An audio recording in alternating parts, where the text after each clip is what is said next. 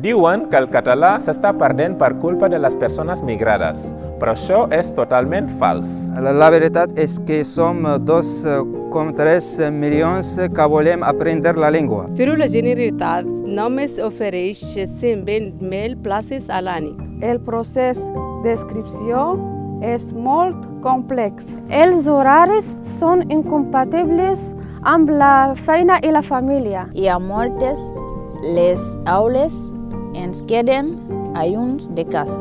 Per això, des de fa anys, ens estem autoorganitzant per oferir classes de català als nostres companys i companyes. Hi ha pobles de Catalunya. Però cal que les administracions facilitin classes a tots els racons del país. I que la ciutadania ens inclogui en la seva xarxa. I que ens acompanyeu. Aprendre la llengua.